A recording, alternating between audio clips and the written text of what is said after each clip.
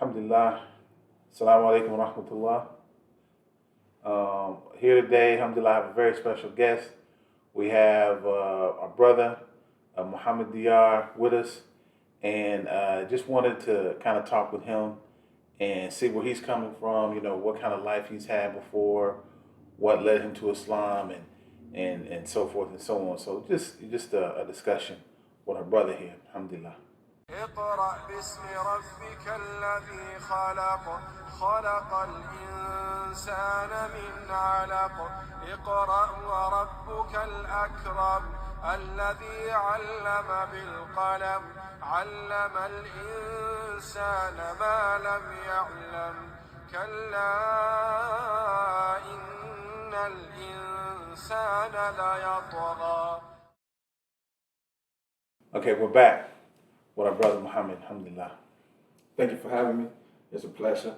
And I'm humbled that you would see it fit to have me right here, right now, today. Alhamdulillah, alhamdulillah. It's a blessing. Yeah, alhamdulillah. Brother Muhammad, I've known you for, it's been what, like 6 months or something like that now? 4 months? Like 8. 8 months? Yeah. Alhamdulillah, I'm very specific with time. Good, Especially right alhamdulillah, now. alhamdulillah, and it's been, when I met the brother, alhamdulillah, he's excellent individual, a wonderful person. And I just thought that it'd be nice to get to know this brother because I think he has a very unique story that it can be beneficial to many different communities, And so, for starting out, brother, why don't you just introduce yourself and kind of tell us what's going on? Okay, well, brothers know me as Muhammad, as you have referred to me. The people online, I started a podcast, and my name on the podcast is Pujols for Real. Pujols is my last name, like the famous baseball player. Everybody asks that, so we'll just get that out of the way. That's my first cousin, and it's a beautiful thing. Very proud of him. It's good to see him succeed the way he has in his endeavors, in his worldly endeavors, and hopefully he's got even bigger things in the future. And yeah, so it's Pujols for Real. Pujols number 4. Ever since I was little, I was actually born 8 before. And growing up, my dad played baseball, softball, and his number was 44. Mm-hmm. So I'm junior, so I went on and cut it in half, and I went with 4. So Pujols 4, and then Real. That's how I try to keep it. I don't believe in hiding things and being sneaky with words. I just like to keep it real and say what you feel. Because at the end of the day, it's best to have an understanding, and for somebody to have a proper understanding, they want to know the real, Good deal. So before that, my name is Wilfredo Pujols Jr. That's my birth name. I'm, like I said, a junior. My father's junior, so that's Wilfredo, like Alfredo, but Wilfredo, and Pujols Jr. The name that I'm going by now as a Muslim is Muhammad, and I chose that because ultimately, being a junior of my father, I'm seeing the impact that it had on my life. And I looked at my father, I looked up to him always, and he's always been a great example for me in many different ways. Ultimately, he's not Muslim, but he is a person with a lot of great qualities. And I had somebody to look up to. And after becoming Muslim, it was important to me to have the Prophet Muhammad, peace and blessings be upon him, as the main person in my life that I look up to and try to emulate. So I went with that. But before that, you might have some brothers that call me Saeed. And the reason that is, it was because when I first became Muslim, I learned about the changing of the name. And it's not something that you have to do. But, me, I was feeling like it's a new life. It's the name that you go by represents a lot about you. Saeed is something that I ran into in the Quran, and it means blessed. In my whole life, looking back now, more than ever, I just always been a blessed individual. I've always been a resilient individual, and no matter what's ever came my way, I've handled it in a way that a lot of people who see it, they say, man, that's a beautiful thing. So Saeed is what I went with, and like I said, it means blessed. Then I was reading the autobiography of the Prophet Muhammad sallallahu alaihi wasallam, and I ran across a paragraph that said that Abdullah, slave of Allah, slave of God, is Allah's favorite name for his servant. So I went with Abdul Rahman because it was Abdul Rahman and Abdullah. So it's slave or the most merciful, most gracious, and then you have Abdullah. So I went with Abdurrahman after Sa'id. And I actually had it legally changed. And then after that, I saw how many people would take the attribute of Muhammad. And by this time, I have been Muslim a couple of years now. And I felt in my heart that some people weren't doing it the justice that it needed to be done. So I took on the attribute, like I said, because I wanted to emulate him and because I wanted to represent, because I wanted to let people know what I stand on. Whenever they see me, they say my name, they say Muhammad. DR, because obviously Muhammad is the most common name in the world. It's the most used name, and rightfully so. There's not enough of them, if you ask me. But DR, I'm Dominican. So a lot of Muslims are not Dominican. And they gave me, hey, Muhammad DR. Brother saved it on the phone, and it stuck. Muhammad Dominican or Muhammad DR. So here we are. Very good. Okay, it's very interesting, brother. So I wanted to backtrack a little bit. So at the beginning, you talked about how your father was a baseball player, or softball player. You said, right? Yes. Yeah. And then you have a cousin, Pujols. You're talking about Albert Pujols. Yes, played yes. for the Cardinals, and I don't know where he ended his career, whatever. And the Angels. He came back to the Cardinals, though. And he actually has a local connection because, well, first of all, I mean, let's look through that. And so, what actually brought you to Kansas City? Because you don't sound as if you have a Midwestern accent. So, what's the story behind that? Okay. Mm-hmm. Yeah, my accent is definitely not Midwest. Mm-hmm. I was born in the Dominican Republic. And like many Dominicans, we ended up coming to the United States looking for a better life. That's what my parents hoped for us when they left. Mm-hmm. They made major sacrifices. And when we came here to the United States, we came to New York City, to South Bronx specifically. And we were there 5 years of my years here in the United States, and my dad was there about 8, 9 years. Mm-hmm. And after that, it was one of those situations where South Bronx in the late 80s and mid 90s, it was a rough area. There was a lot of drugs. You would see crack vials everywhere. Mm-hmm. You would see a lot of bottles. It was just a lot of activities that my father didn't feel comfortable with us being outside and actually being children. Okay. So ultimately, he wanted a better life for us where we could relax and go outside and play and be kids. Mm-hmm. He didn't want to have that over his head to where if we're outside, something might happen and we might not make it back home or whatnot, like many people. Okay. So we ended up coming here to Missouri when I was 12 years old, actually to Independence, Missouri. Okay. Which is actually where we went to school in Fort Osage, and that's where Albert went to school. He came when he was 16 years old, and he's always been a few years older than me, obviously. Mm-hmm. And yeah, he came, we went to Fort Osage, and that's where we got started, and I've basically been here ever since. Okay. So you lived in the Bronx area for what, 4 years, 5 years? 5 years. 5 years.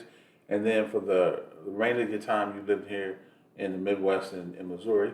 And so this is where your, quote, formative years, where you grew up at, So what was that like? Like, first of all, what is it like not only being, a foreigner, born in another country, but then moving to, as a Dominican to Independence, Missouri, which I would imagine, it's probably not a lot of Dominicans there. Is that correct?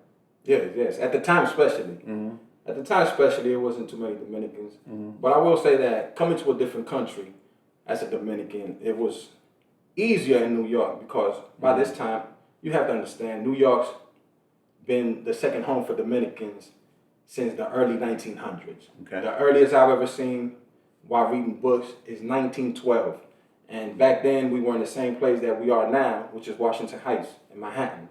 And then we got South Bronx, and it was a second home. A lot of people, there's places in New York where you go to where the Chinese can't get away with selling anything if they can't sell plantain. And that fried plantain, that's for us. They know if the Dominicans is coming here, then we got to have their stuff. I see. So, there's a lot of places where they don't even barely speak English out there. It's all Spanish. Mm-hmm. And you see the Dominican flags everywhere. Mm-hmm. You ain't going to see 5 Dominicans without seeing 5 flags, or at least 3. Right. They always repping. Mm-hmm. That's just what they do. Oh, you know what? And actually, for those who may not know, where exactly is Dominican Republic? Where is Dominican it? Republic is between Cuba and Puerto Rico. So it's right off the coast, basically, from Florida. Okay, so you share an island with Haiti, if I'm not mistaken. Correct? Yes. We got the 2/3 eastern side, and they got the western side.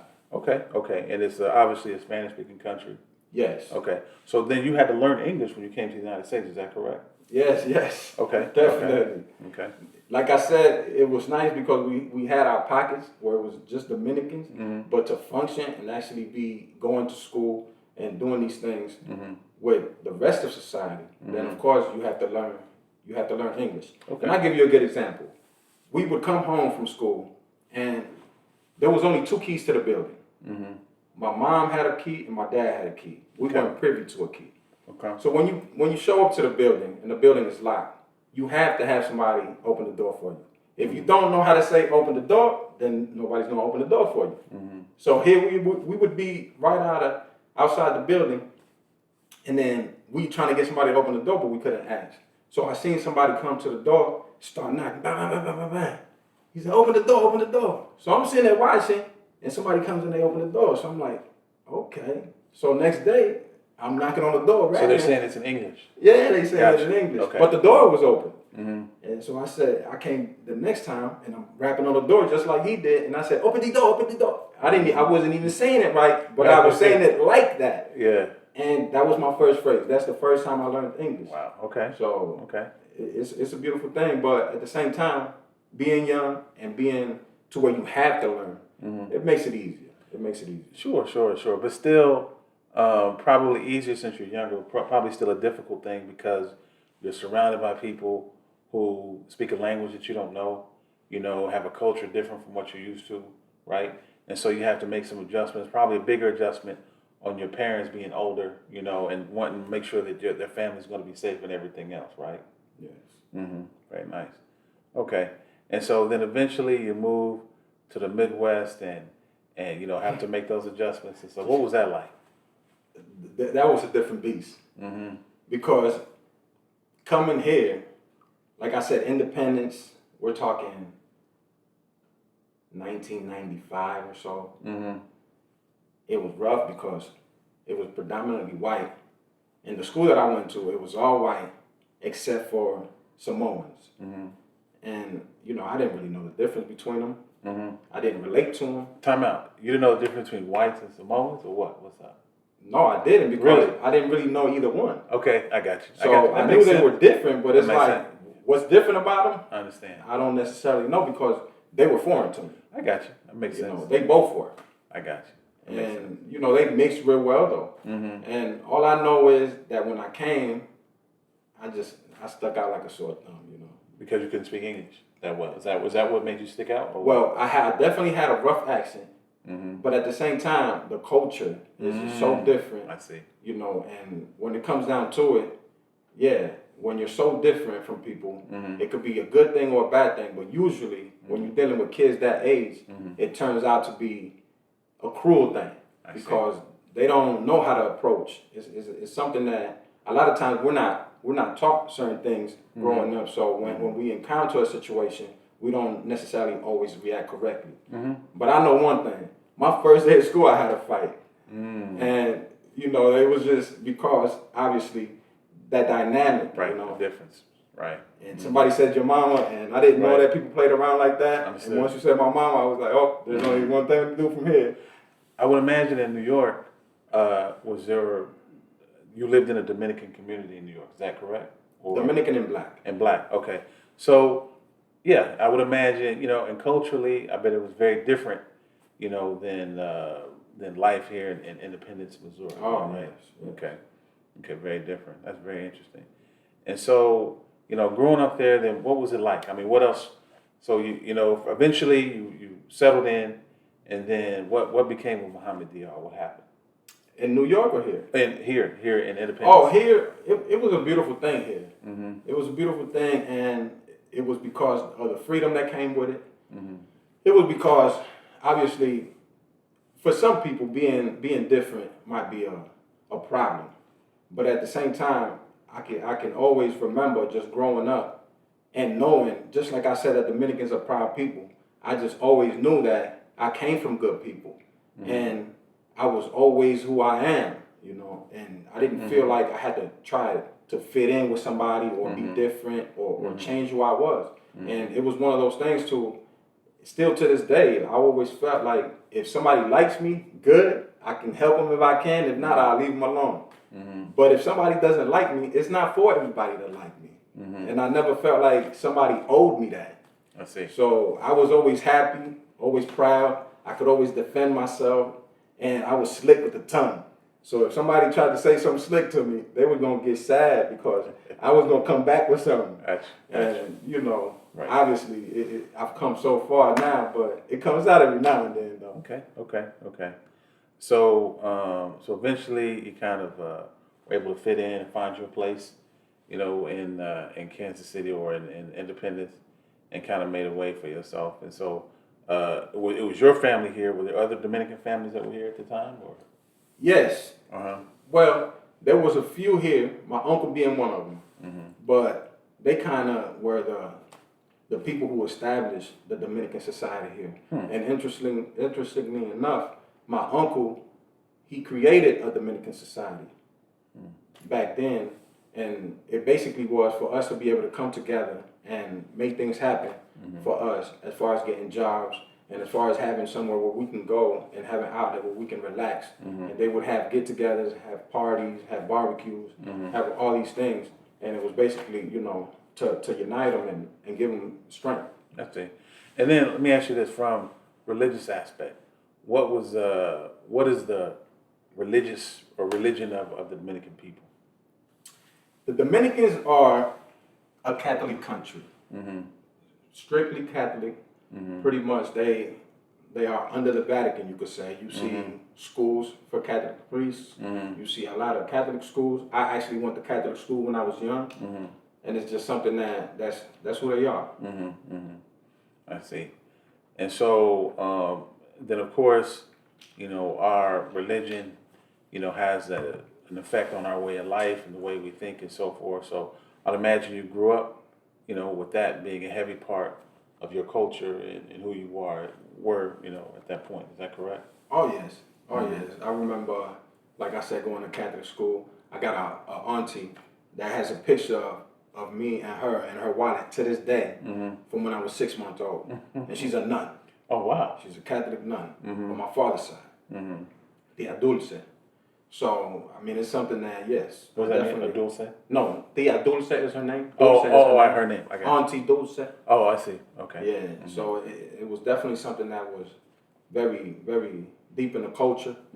At the same time, I can say that for my family, we grew up knowing about God and knowing that God is watching and knowing that nothing is possible without God allowing it. We did know that. And even to this day, if I talk to my mom and I say, hey, Mom, I get to leave in a couple of days and come see you, she'll say, if I don't say it, she'll say, God willing. Okay. And it's just something that I grew up looking around sometimes thinking, man, they tell me he's watching. Where is he at? And just young. And we also, for as much as we believed in God, we didn't really go to church. And that I can say about my family, that they always instilled that in us, but they didn't sign us up to be in mass every week. I see. So then, let me ask you this. So how was your teenage years like growing up? Man, I mean, teenage as in what years specifically? Well, let's start from 14 to 19. 14 started my rough years. It started my rough years because that's when I started going to high school. Okay. And when I went to high school, I said that I always was who I was, unapologetically, and that's the truth. But I did get around the wrong crowd at times and liked what was going on and partook in it, maybe a little too heavy. So when I was 14, I started high school, like I said. By this time, I'm going to William Chrisman. That's in Independence, right down on the road. And I got these girls that I hang out with. So one day I pull up to school and I had to walk because I was right down the street, basically, less than a mile and a half away. So I had to walk to school. And I get there, and I see the girls outside. And I say, what's up with y'all? Oh, no, we chilling. We about to go to such and such house. Okay. So I say, what do you mean go to her house? She's like, yeah, we gonna skip. I said, you not going to school? She said, nah. I said, y'all do that? So she's like, yeah, we just go. So I'm like, can I come? She's like, yeah, you can come. Long story short, that was my next favorite pastime, was not going to school. I see. Okay. Me being slick, or so I thought I was slick, I would actually write letters. I always had good penmanship, good cursive, so I would sign my mother's name on these letters and drop them off in the box and leave. And of course, I overdid it. And my father found out. I came home one time, and they were all school bus drivers. So they were all supposed to be gone. My mother, my father, my uncle, my auntie, who was in from the Dominican Republic, they were all at the house when I got there. And I knew something was wrong. I walk inside and said, hey. They looked at me. My father said, how was your day? I said, it was cool. He was like, how was school? I said, it's like every day. He took me downstairs. Man, this man gave me a whooping. When I say he gave me a whooping, he had me going around like a carousel. And I can talk about it freely now because it's so long ago. Yeah. But I get downstairs and he got the couches moved out the way. And I'm shocked now because I'm like, what's going on down here? It looked like all he was missing was the plastic bag. So he got the belts laid out. He said, pick one. So me, I'm going with the middle one, you know? Yeah. I grabbed his belt, I handed it to him. He went up like this, and my father was a big man, or still is, really. And when I put that arm up, he grabbed that wrist, and he had me going around. I'm talking about he putting them on my back. And, you know, it is what it is. We Dominican. That's how we grew up. Yeah. And I remember being laid out, and like 30 minutes later, my auntie came downstairs. And she said, baby, get up. You got to wash that off. So I washed it off. And it is what it is. Next day, I'm going to school. I ain't skipping no more. And I go to school. I go to gym class, and I'm stripping off my shirt. By this time, I'm not even knowing there's anything on my back. It's not even, it's the furthest thing ever. I'm not thinking about this whooping. So I take my shirt off, and this guy sees my back. And he says, oh, man, what happened to your back? So I'm like, what you mean? He's like, man, you got all these marks. And then it hit me. So I'm like, nah, you know, and I start making excuse after excuse. He said, nah, I'm telling the teacher. And he got up. He was going to go tell on me, so I snatched him up. Ruckus ensued, and then the teacher came out, and the kid says, look at his back, look at his back. So they took me to the principal's office. And I'm sitting here, they done brought the police in here, you know, the same cop that's always around the area, patrolling the school or whatnot. And they questioned me, and I'm making up stuff, because I'm not gonna tell my father because my father did the right thing. And I knew my father loved me. It wasn't a thing like he was just doing this stuff out of just fun, or because he was drunk or anything like that. So when it comes time for me to actually go home, by this time, I'm scared of not going home because I know my father and my mom is going to be looking for me. And I've always been more afraid of my moms than the police or anybody. And I tell him, I say, look, how about this? I'll tell you what happened, but you just let it go because it's never happened before. And if it ever happens again, I'll tell you. And I don't believe that they would have let me out that office without me telling them what actually happened. But that was my attempt. The man says, yeah, that's fine. We'll do that. So I go on and tell him. I didn't give him that many details, but I told him I got a whooping because I was skipping school. He took pictures, and that was the end of it. They said everything was good. They sent me out. I go home. I walk home, and it's about 5 o'clock. And I'm waiting on my parents to come home now because by this time they get off and they come home. The police come. They knock, bah, bah, bah, bah. So I'm like, what the heck? Police come, they say, you and everybody else packed clothes for 3 days. And it was me and all my brothers and sisters except my oldest brother. And they ended up putting us in foster care, unfortunately. And, you know, that was the beginning of the deterioration of my relationship with my father. I see. And it was because, obviously, I had caused something that got his children taken away. And they would have never, ever deserved anything like that. And, you know, it was unfortunate, but at the same time, my father, he felt some type of way, and it put a bridge between us when really, I mean, I was always his right-hand man, you know? Right. And I mean, you obviously had no intentions of getting your father in trouble, and of course your father loved you, and it was just happened to be that this was a kid or a student or who saw your back or whatever else, and it was just, it was an unfortunate, you know, chain of events that just kind of led to that, you know. But that was the beginning, and then ended up spending like 9 months in foster care. Then I came back home. I was, like I said, my relationship wasn't the best with my father, so I started rebelling. And I really was just about hanging out. I wanted to hang out. I always wanted to know what was going on. And I had my cousin, he stayed in some apartments that was always kind of popping a little bit. So I would take the bus after school and go with him.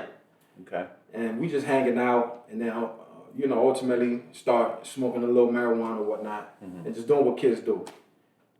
Long story short was, I ended up getting kicked out of my house because I kept coming late, and my mom and dad was like, look, if that's what you're going to be doing, then you might as well bother not coming. And I felt like they was doing that to get me to straighten out, and hoping that I would do the right thing. But to me, what I heard basically was, don't come home.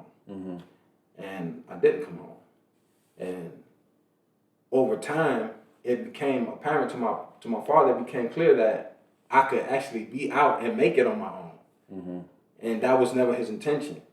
So I would go to school, but then I would just basically stay with somebody, and I would help around the house, and would do little things here and there that would make me, in a way, kind of valuable to somebody. You know, so I ended up staying with a single mother that would go to work, and by the time she came home, I would always clean her house and do this, and she would come and be happy about what was going on. And once she came home, I'd be out the way because I like hanging out. So it was one of those things to where she really enjoyed that. She had no problem with me staying there. I was always a polite dude. I was real good friends with her sister, and that's what I was doing. Then my father realized that I wasn't going to come back home, and he rounded up my uncles and basically went on a mission to come snatch me up. Okay. And one time I'm at Burger King, and I see my father's Intrepid, and he swooped up. He came up. They had 2 exits, one on the parking lot and then one on the street side. And I was going to try to run to the street side, and they went and blocked that off. So I came back this way. Ultimately, I ended up in a standoff where I'm holding this door, and I'm not letting go. And my father was grabbing me by the belt and pulling me and yanking me, and I'm stuck to this door. And they called the police. Police came, picked me up, and took me to juvie. They took me to juvie. By this time, I was shaving my head bald, so I looked older. But how old were you at this point? Do you remember? I was 15 years old. Okay. 15 years old, already had 2 tattoos. Because I didn't know how to do anything halfway. I met somebody that did tattoos, and the reason I'm sharing that is because when I got to juvenile, they could have sworn that I was like 18, 19 years old. Okay. So that kind of helped out a little bit. But I ended up in juvenile for the first time in my life. I had never really actually been in trouble before this. And it was something that obviously was an eye-opener. Ultimately, I would have a hearing with the family court, and the judge was going to send me to McCune. This is a boys' home, you know, at the time, obviously not the place you want to go. And it was Christmas. It was close to Christmas. It was like December 15th. And we're in this courtroom, and that's it. My fate is sealed. I'm about to go to McCune. They about to slap the gavel on me. And I say, Your Honor, can I say something? And he was like, sure. So I plead my case and I tell him, I heard about this thing they put around somebody's ankle. The only reason I'm here is because I'm running away from home. How about you put that ankle bracelet on me and you give me a chance? It's Christmas almost. Don't nobody want to be away from their family. I threw a couple tears probably or something. And my mom's just sitting there. My mom's just like, come on, let him come home. So the judge looks their way. My mom is going like this to my pops. And my pops like, all right, send him home. And I ducked going to McCune. Okay. Just like that. Okay. And ended up having to go on house arrest. Okay. 15 years old.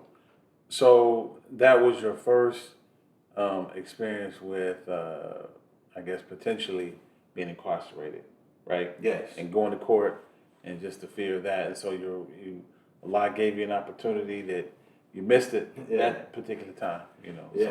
So, okay. He gave me the ability to defend myself with words. Okay.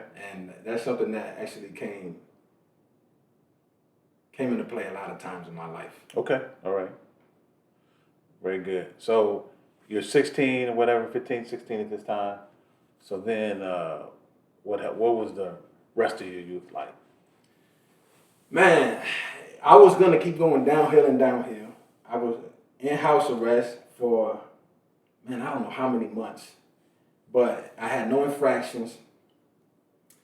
And they said, okay, let him go. He's good to go. As soon as I get off, now I'm 16 years old. And the first thing I do is go with my brother and we start drinking alcohol. And I had alcohol poisoning. Okay. I had alcohol poisoning, was out in public making a fool of myself. My neighbor, I ran into her in the mall, and she'll know what I'm talking about when she sees this. But I run into her and I'm just a mess. I wake up, it's like 4:30 in the morning, and I'm on somebody's couch, and you could tell that I was wet before, and they had me stripped. And by this time, they had called 911. The ambulance had came. My mom had came. She had smacked me up. And it was one of those things to where it was going to be just downhill and downhill and downhill. But there's always a part of me that family has been one of the biggest structures and one of the biggest things in my life, always growing up. And it's like that for a lot of Dominicans. Okay. Most Dominicans.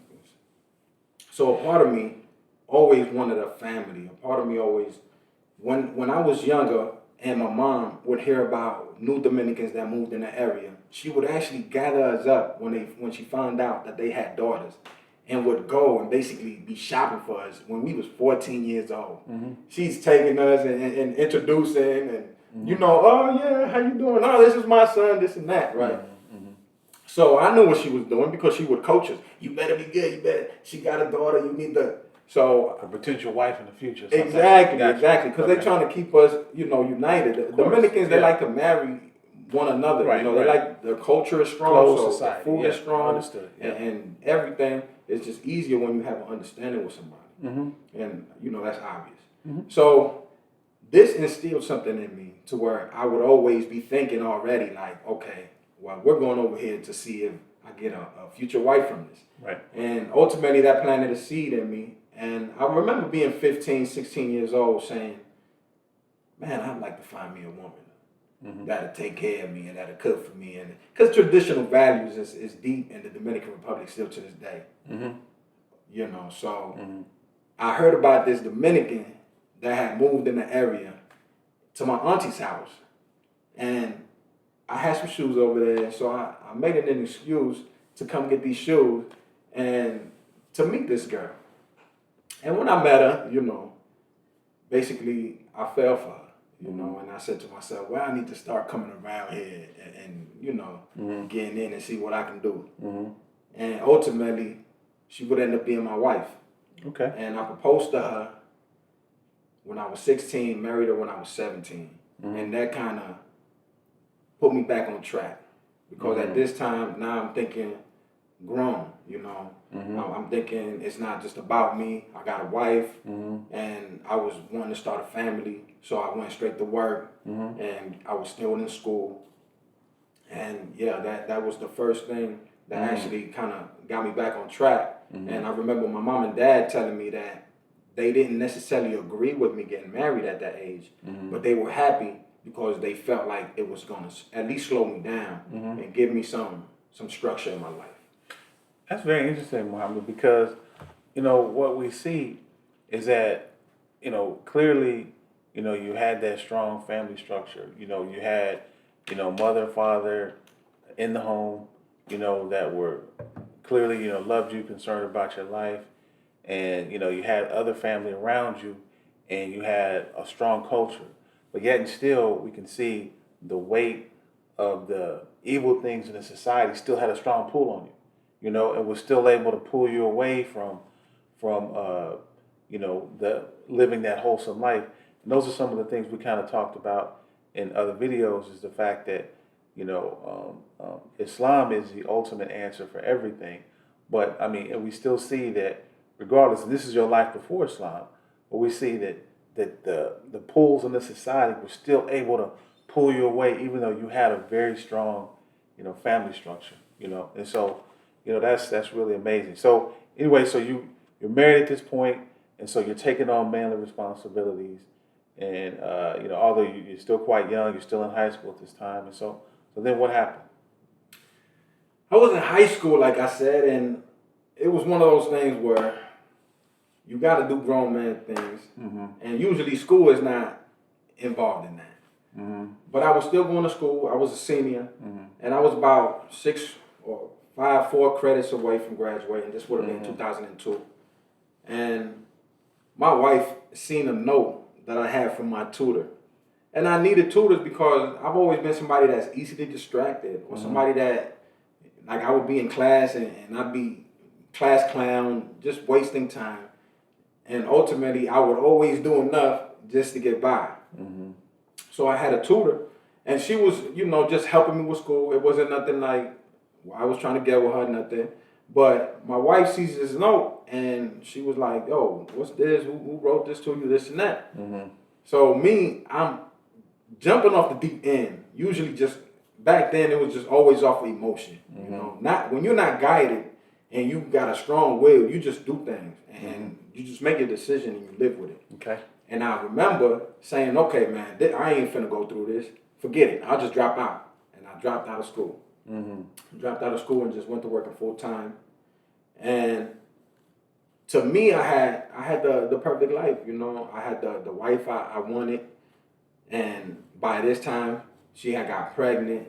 And it was nice, to finally be in a situation where, matter of fact, no, I'll take that back. She wasn't pregnant yet, but we had started a family, we had moved together, and then we were working towards that. Okay. And I was happy, I was content. I was one of those guys, just like a Dominican who gets a job that he can work and earn a living to feed his family. That's enough for him. I know plenty of guys who came to the United States on a baseball visa, and then once they got here, they figured, I don't even need to play baseball.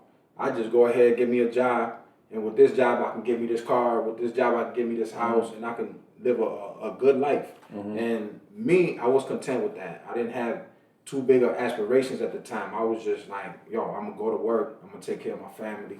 And between both of us working together, we had a comfortable life. And it was one of those things to where I was just living. Okay. I was just living. Okay.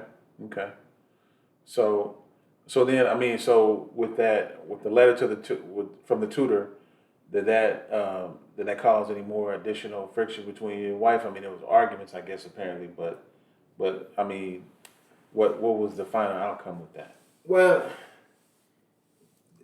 to be completely honest, when it comes to my first marriage, looking back now,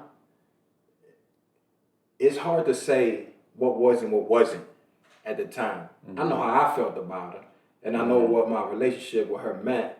But at the same time, things that transpired on her end made me feel like ultimately it was just a play to get her papers, to get her visa. She wasn't a U.S. citizen, I was, and easy target, Okay. And at the end of the day, I felt like it wasn't much for us to actually split up. I see. But maybe, I mean, in your opinion, it could have just been just something that could have been used where she can kind of leave at this point. You know. Well, no, she didn't leave then. Oh, okay. But at the same time, you know, when I look back, the dedication wasn't there both ways. I got you. And at the time, you wouldn't know it. At the time, you know, you got your nose wide open, and you feel a certain way, and you think that the person is reciprocating that. Okay. That they're giving that back to you. Okay. But as a grown man looking back and seeing what transpired and how it transpired, I don't necessarily believe. Did she love me? It was probably love there, being the father of her oldest daughter. You know, how could you not? I made sacrifices for the woman, and I gave my love to the woman. So it's hard for me to believe that somebody that receives that from me can't feel that back from me. Okay. But ultimately, Allah knows best. Allah knows best. Yeah. Okay. So eventually you all went your separate ways, you know, and so that you have a child from that.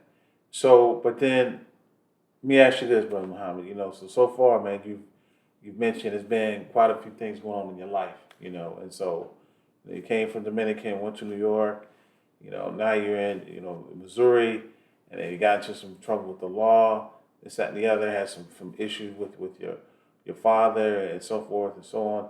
So then what is it that eventually took you from that? Because now it sounds like, man, it's just, you're so far away from Islam or whatever else, and how did that even come into the picture? Where did that even come from? You know. Oh man, we still got a long ways to go. Let's get there. What's up? Because you have to understand. Okay, so. Well, what's the next step in your view? What was the next significant part of your life? You know, after the situation with your first wife, what was next?